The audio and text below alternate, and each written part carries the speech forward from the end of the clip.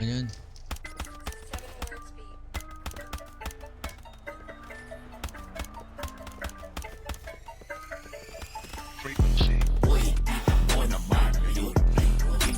Bobo ka pa rin.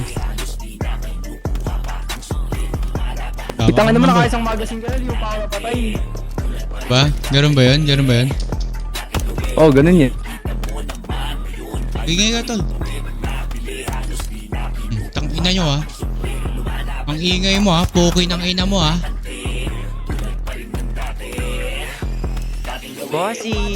Ang aking uwi minsan hindi pa rin na makahindi lalo sa makulit at masyadong malandi tapos sasaboyan pa ng pagtitili 36 taong gulang na ako. Bossy, mga tanga. Dekada nang nawawasak kasabay sa oras ng mga multo. Dating gawi, kausap ang beat, rap pa rin ang aking pinaka-trip. Mikropono lang nag-iisa kong chick, loyal na loyal sa'yo lang nakalik. Hello mga hater, balikan ko kayo later. Alam nyo kung ano kayo sa buhay ko, tagalogin nyo yung no paper. I'm getting bigger and bigger, kaya lalo lang silang sa'kin na trigger. Itong aking dalawang brother finger, get one impress on the motherfucker. Lock na naman ang panga ng hater kung puro tanga. Bobo sinungaling mga kupal, kinginan nyo at kung ano-ano pa. Uy, mo naman yun. Sir, mali sir.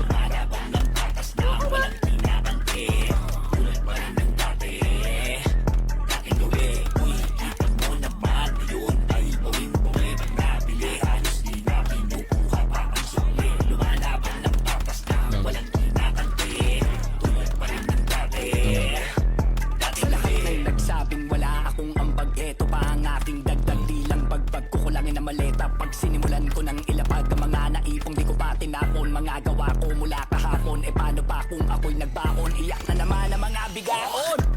Ang daming gutom, kaso puro patay. Mga papansin, pag ang karera bangkay. Ang rap game na to sa plato ko na nakalagay. Matagal ko nang tangay-tangay at ang lahi ko'y sangay-sangay. Dami ng rappers, kulang ang MC. Buti na lang, nandito si Crazy. Thanks mom and dad, you made me na parang FM tsaka AE. Genius kaya crazy, buhay ko na daily. Ang maging dati